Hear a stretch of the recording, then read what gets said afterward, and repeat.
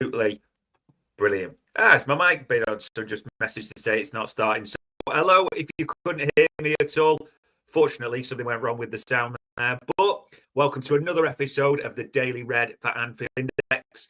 It is Saturday, the 15th of November. 1 week left, people. 1 week to hold on. 1 week until the Reds are back in action, where they'll play a week today, Saturday, 3 o'clock against Nottingham. It's them international breaks. Although maybe the one bit of warmth in this is it's the last international break until March, I've been apparently informed. However, I know there's AFCON and Salah go into that to deal with, so we'll get into a little bit of everything international related. But there's some big questions going on at the moment, isn't there? Talk of, should we go to a back three? Talk of, is this player coming? Is this player going? Are they going to sign a renewal? There is plenty going on right now.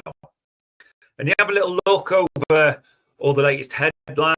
I mean, no shit, Dominic Szoboszlai won October Goal of the Month. Dominic Szoboszlai won Player of the Month. Dominic Szoboszlai FC is carrying it all a little bit at the moment, isn't it? So it's good to see him getting a bit of recognition. Bit of international roundup, which we'll talk about. Wingers are involved, isn't there? There's Michael Elise in the photo with a report Liverpool are eyeing a move to sign the 23-year-old. There's Antoine Semenyo. Liverpool urged to avoid a 75 million signing. And then this one.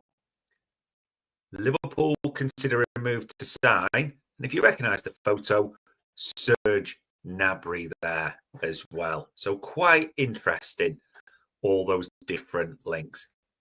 Let's get into it then, first of all. I mean, the international roundup's the biggest one. 9 Liverpool players featured in international matches. See, people are mixed on this because I see people that, and I get it because TK scored the other night, a brilliant goal, and people posted that. I suppose that's good. People, for Florian Wirtz's highlights, etc. I get all that's good. Normally, to be honest, I just want them no injuries and get back as fast as you can. I don't really care. It's not something for me, international football, but I get why people are looking at that. This time that we've been recently and how bad the form has been, maybe just, if we start to get a few goals, play well, it might just give them something to come back to a little bit and try and keep that momentum going somewhat. I could be wrong on that, but yeah, it's never really one for international football for me. And in terms of minutes, you look at a few of those games as well.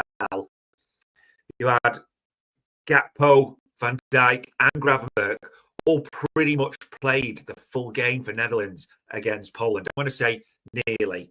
Took Gravenberch off in the 89th minute, for God's sake. Florian Wirtz played a good number of minutes for Germany against Luxembourg. Some nice little flicks as well. It's annoying, actually. I can't play the compilations because YouTube would shut me down on it. But that's something to consider. Conor Bradley played 90 minutes against Slovakia for Northern Ireland. So a lot of our first teamers, a lot of our starters are playing for their country or have played for their countries as well. McAllister got 85 minutes in a friendly. It's a funny one again. McAllister, maybe could do with the form. And Mo playing 90 minutes in a game for Egypt against Uzbekistan. Again, a friendly. So in friendlies, Mo playing 90 minutes, McAllister playing 85. I'm just not sure personally it's a good thing, but you'll all debate it with me. You'll all think differently. In terms of what's coming up today, put an eye on again, fingers crossed. So if you look down the fixtures, Robbo will likely be playing Costas. Big game for Scotland, that, isn't it? So our first choice left back is in option at 7:45 tonight. Mamardashvili, 5 o'clock for Georgia against Spain. And probably the biggest one is around Alexander Isak. Is he going to be fit for this? Is he going to play for Sweden? we'll talk about that a little bit. And it's probably right to talk about, again, I don't know if the mic was working properly, but Hugo Ekitike, as he said on scoring his first international goal, it's a childhood dream. Every time I get minutes, I try to show my abilities and that I'm here to help the team. I'm happy to be rewarded.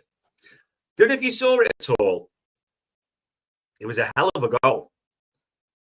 It really was a special one, considering it was his first as well. And if you watched any of that France game as well,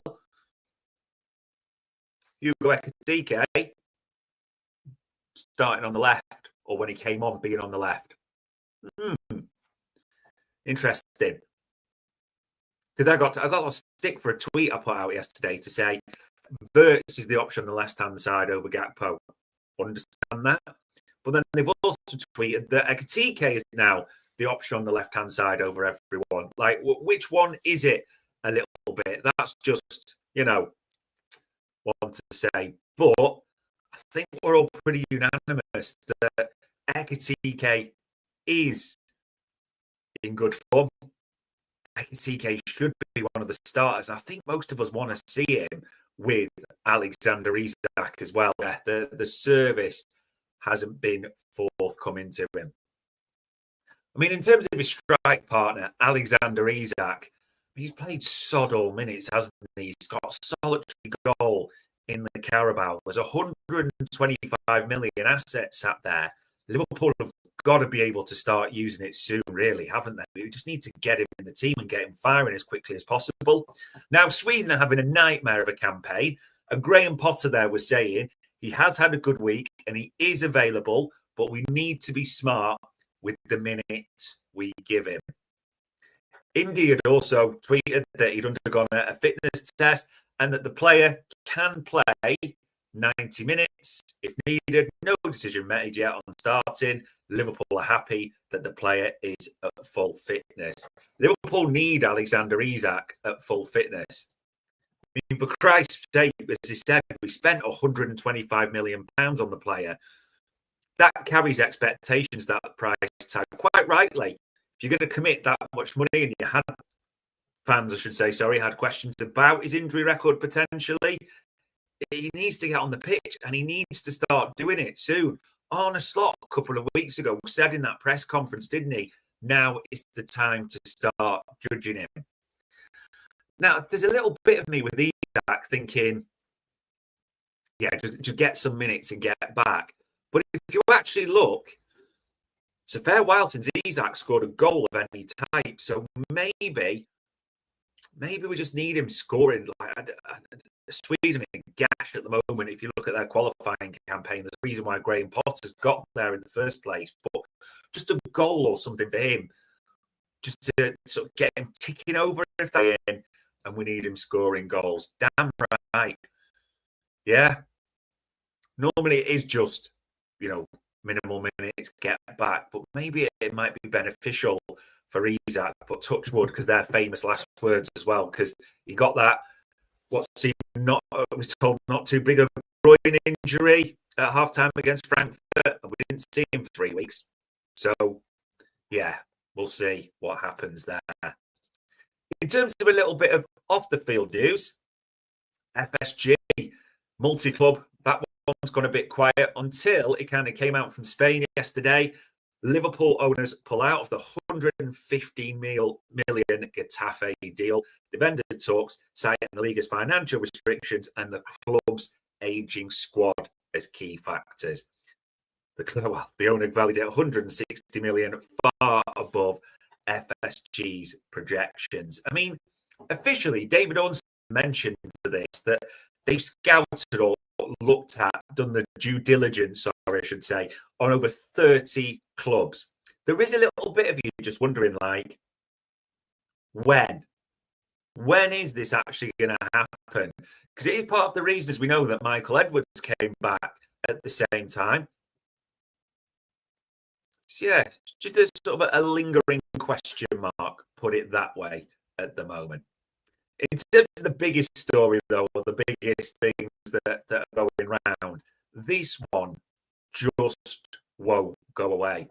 And it's almost becoming one of them big questions, isn't it? Like, what if God was one of us? You throw it in the mix. What if Liverpool did make a move for Antoine Semenyo in January? Now, we said on the transfer show before that our info was Liverpool, yeah, absolutely were interested and had spoken to Bournemouth. Naturally, as we said, it's January window. It's a nightmare time to do a deal, and we'll get into opinions on that. But you're thinking about the reason that I'm saying this. This isn't something brand new. This is a player, as we said, Liverpool had a good look in the summer at. And Indy tweeted this just over a week ago now, didn't he? That, they presented an offer around 65 million. Indy had also tweeted as well that Semenyo has asked to leave Bournemouth in January. So that was a few days, that last one. And then people were like, oh, is there anything much to it? But a couple of things were said, one by a person, one by a news outlet yesterday. So this is important in the Semenyo mix. Sky Sports yesterday had a whole segment on it, and they had Neil Mellor from LFC TV on it talking about it. They said they are monitoring, Liverpool are monitoring Antoine Semenyo ahead of the January window. Spurs and City are also interested. That's a huge outlet telling you that Liverpool are doing it. But maybe what happened more importantly was one of the Bournemouth investors spoke about this. So this was, and I'm probably butchering his name because it's worth 63 at Scrabble, but we're going to go with, let's just call him Tim B, Bournemouth's general manager, saying when he was asked about the Semenyo situation, but there is an opportunity where everyone wins, right? I think that's where we're trying to find this commonality where everyone can win. And he was out about, circumstances arise with top clubs. And he said, no, it wouldn't be like that for all clubs because not everyone is Real Madrid. When a club like Real Madrid, Liverpool, PSG come in and they're competing for Champions League positions, who are we to say, no, you can't go, you can't fulfill your dream? Well, that's very specific, Tim, isn't it? Very specific. It's interesting that he's name-checked us at the same time as well. Now, the thing for this is that, as we said, our info was on the transfer show that, those links to that on our info is there is a clause, but it kicks in the summer. And it's interesting that Lewis Steele wrote about this in his confidential column, didn't he? Saying that there is interest, but it's more likely for the summer rather than January with Antoine Semenyo. Interesting one, isn't it? And also the fact that that's the Bournemouth general manager speaking about this, that, we can't sort of say people you can't go and fulfill your dreams, but there's got to be a situation, as he phrased it, where both win. So doing a bit of digging on this, and maybe you're not going to like the answer we got, I'm just telling you what we got from doing digging yesterday when this came out. The information that we got back is Bournemouth understand that naturally, as he said, Semenyo would want to go to a bigger club if it came up. But Bournemouth are trying to lean on the player in terms of give us the season and then we'll let you go in summer.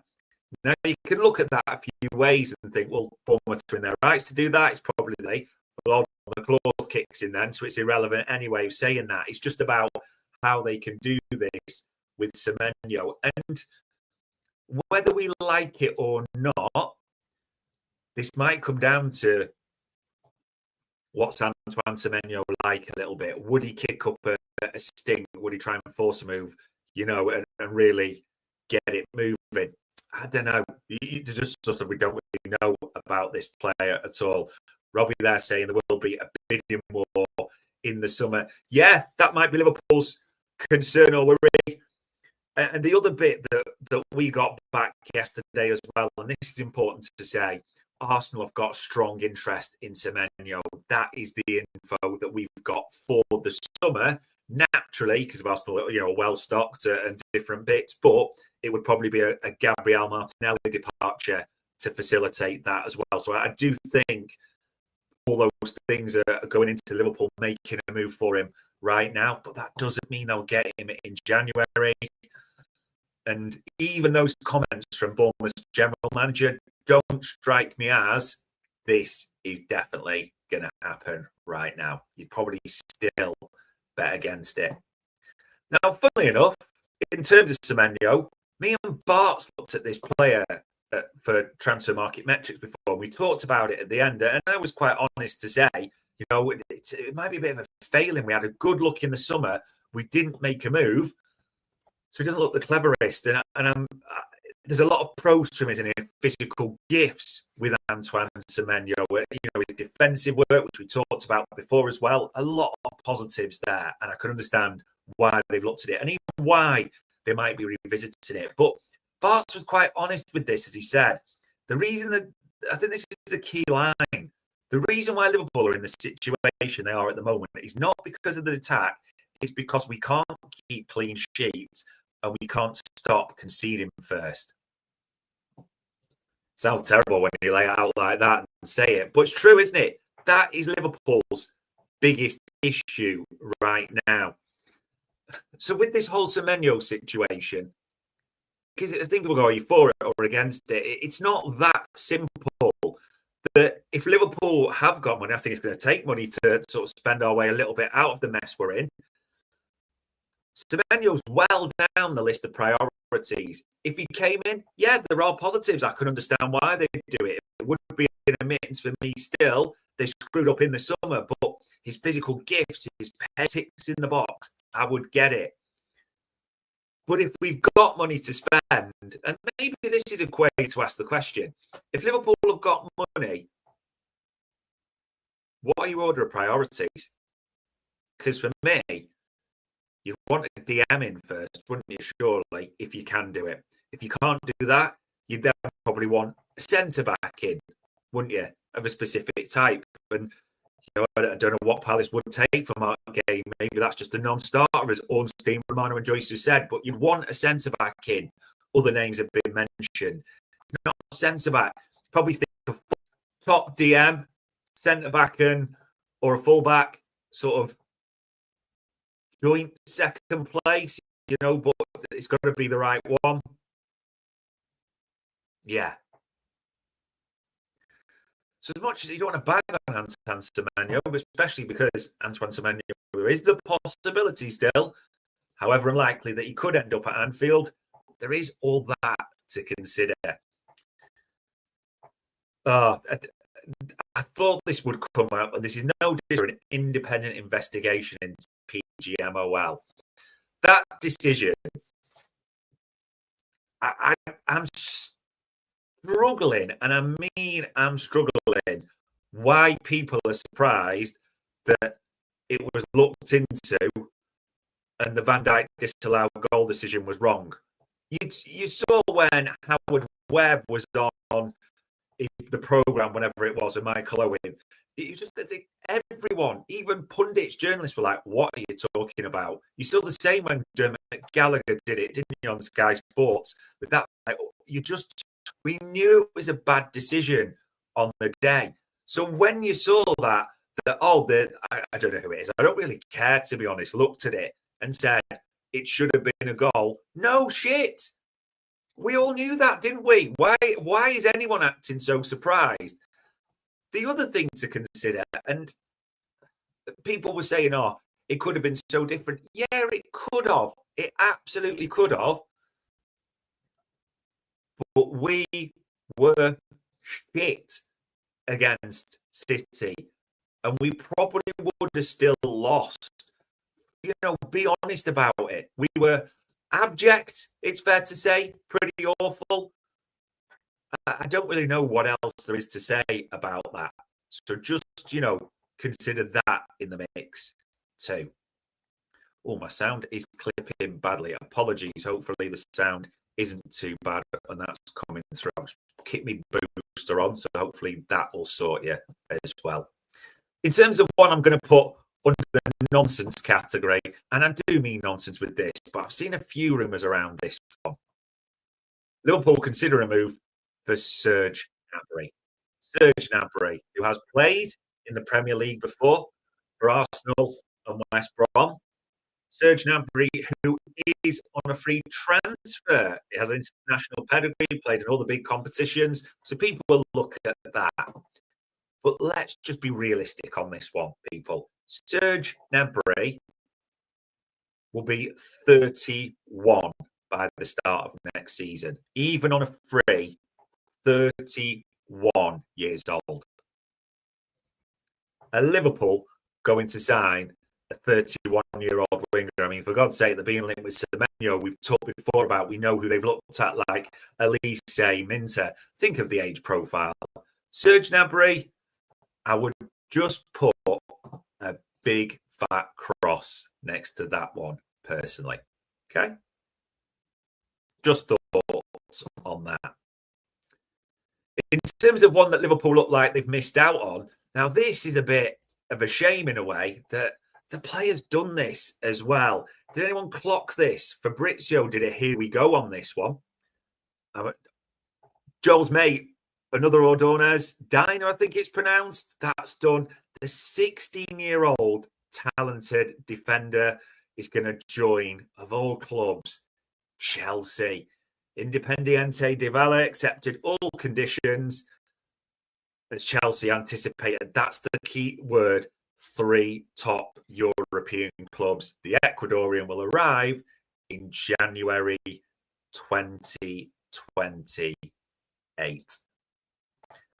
I see someone there, Chris, saying, why on earth would he bring him in? Nonsense. Well, it's nonsense what you're saying, Chris, because Liverpool has spoken to his representatives, and there's been a number of journalists have talked about this kid as well as a real potential. Liverpool have had a good look, a good scout. It was the South American under-20s. I can't remember what the official name is of it, where they were, scouting him in the tournament.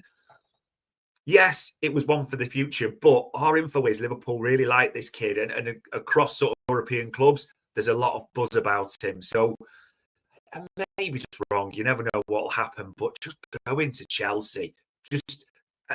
Chelsea have got about 86,742 wonder kids on their roster now, haven't they? If they're playing Football Manager, it could well just be like another one where it's he gets his money, a stupid contract, but what would it actually be saying? Our info is, and a few journalists reported it as well, so it's not brand new. Liverpool had a good look at the kid, but he will eventually end up at Chelsea. So this is an interesting one. Robbie asked there, hi Dave, can you see Salah finishing his contract out with us? I can't see it.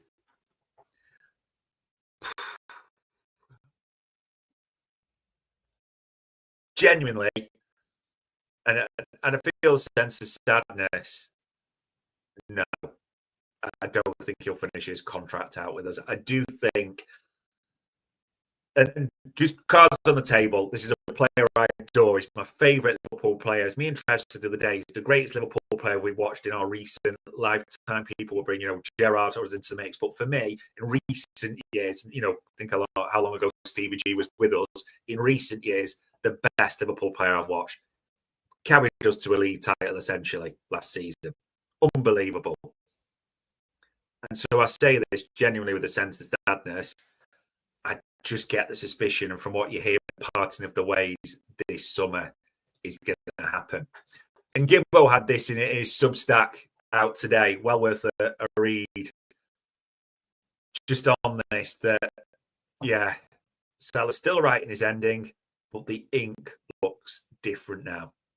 Genuinely, it's been one of my sad bits to see the reaction to Mo Salah across social media and how it's gone this season. But at the same time, there's an element of truth that it's just not been a good season. There's just been times where there's been poor games as well. And I say that, and obviously it's hurting. I might be making this up now, but we're going with it anyway.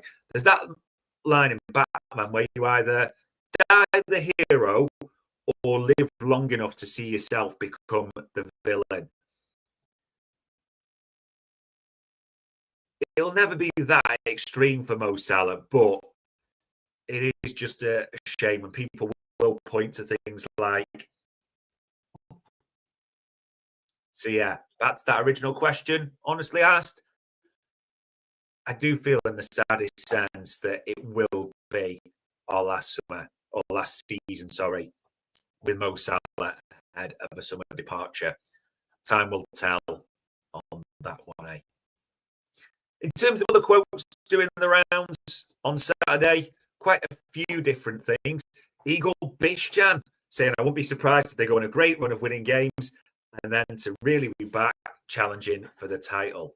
Do you know what's funny? Do you remember how unkempt, proper scruff Igor Bishjan was when he played for us? And now he looks proper like bit of debonair, bit of salt and pepper in the beard, doesn't he? And actually, if you look at his coaching career, it's gone quite well, it's fair to say. Not need to get into that too much right now. And what we expect with the run of fixtures coming up, yeah, we hope that's the case. A fair shout to Igor Bishjan. Now, Florian Wirtz in his situation's been taught to death, but you can just tell how much his German teammates love him at the same time. Walter Wolfgang, whatever he's called, that big Newcastle lad, said for every player, adjusted isn't easy, but he's doing very well. On paper, you might not see the goals, but if you compare any games with his, he's much more involved in play. I've probably been in the right spot 3 or 4 times, received the ball and scored. But he's very active in the game, gets lots of touches and makes good plays. And also another Newcastle player in the German team there, Malik Dior, saying it's only a matter of time before he makes his mark in England. I don't think he's had any bad games. You just have to give him a little more time. Things aren't going great for Liverpool in general. He'll be back in top form. It's another one in the mix, isn't it, really? As we come into this run, we've talked about them today. Wirtz had a good game for Germany. Yes, it was Luxembourg, but you saw some nice stuff from the left, didn't you? Alexander Isak, we'll see if he gets any minutes for Sweden this evening. But these big signings, it's not making sweeping judgments right now. But if Liverpool are going to do anything, and I mean anything this season, it's got to happen quite quickly, you feel. And these pair could just be crucial in that at the same time. It's a weird day as well. Don't know how it is where we are in Edinburgh. Sun's out, but it's freezing. Wind is blowing straight across, and it's not actually that warm. So fingers crossed, if you've got any sun in the world, wherever you are, it is a little bit better. In terms of AI content for you, no, it's an international break, but we're still ticking along for you. So even this week, if you look at even just in the last 24 hours during an international break, you had the Red Room boys talking about the away form, the plan and the recruitment and the summer, because there's big questions over that, and Arne Slot and what has to happen for him.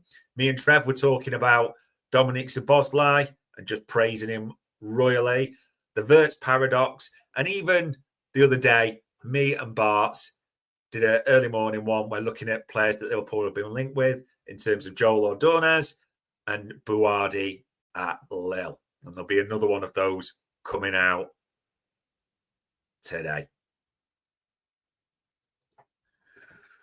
So, yeah, it is one of those. It is International Week. I get it. We'll see. We'll pray that everyone stays healthy for this latest round of games tonight, this evening. Yeah.